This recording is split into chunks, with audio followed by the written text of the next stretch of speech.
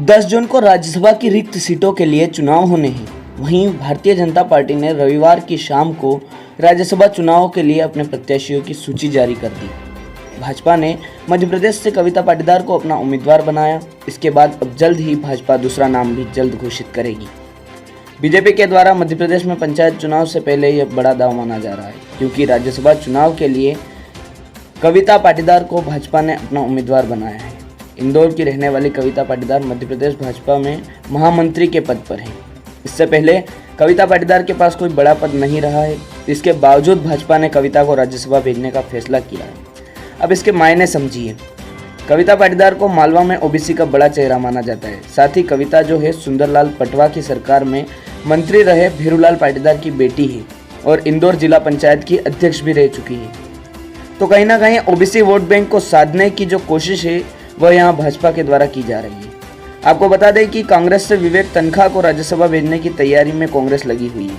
अगर मध्य प्रदेश की बात करें तो यहाँ राज्यसभा की 3 सीटें खाली हो रही है।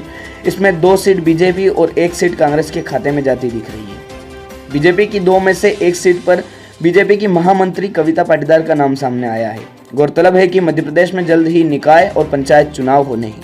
इसके अलावा अगले साल विधानसभा चुनाव भी हैं। ऐसे में भाजपा की कोशिश है कि ओबीसी वर्ग उससे छिटने न पाए। वहीं महिला वर्ग पर निगाह रखने के साथ ही मालवा निमाड़ क्षेत्र में भी पार्टी खुद को मजबूत बनाकर रखना चाहेगी। इसके अलावा कविता के नाम ऐलान के साथ भाजपा ने एक और बड़ा संदेश दिया है। असल में कविता पाटीदार को भाजपा के राष्ट्रीय महासचिव कैलाश विजयवर्गीय का करीबी माना जाता है। वहीं मध्य प्रदेश के मुख्यमंत्री शिवराज सिंह चौहान और कैलाश विजयवर्गीय के बीच सब कुछ अच्छा नहीं माना जाता है। ऐसे में कविता के नाम का ऐलान कर भाजपा ने यह संदेश देने की कोशिश की कि पार्टी के हितों के ऊपर कुछ भी नहीं है।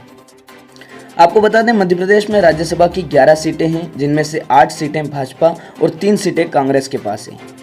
इनमें से ही 3 सीटें 29 जून को खाली हो रही है। इसमें भाजपा के एमजे अकबर और संपत्तिया उइके और कांग्रेस के विवेक तनखा का कार्यकाल पूरा हो रहा है। विधायकों की मौजूदा संख्या बल के अनुसार 2 सीटें भाजपा और 1 कांग्रेस को ही मिलने की संभावना है। द न्यूज़ टुडे के लिए गोविंद पाटीदार की रिपोर्ट।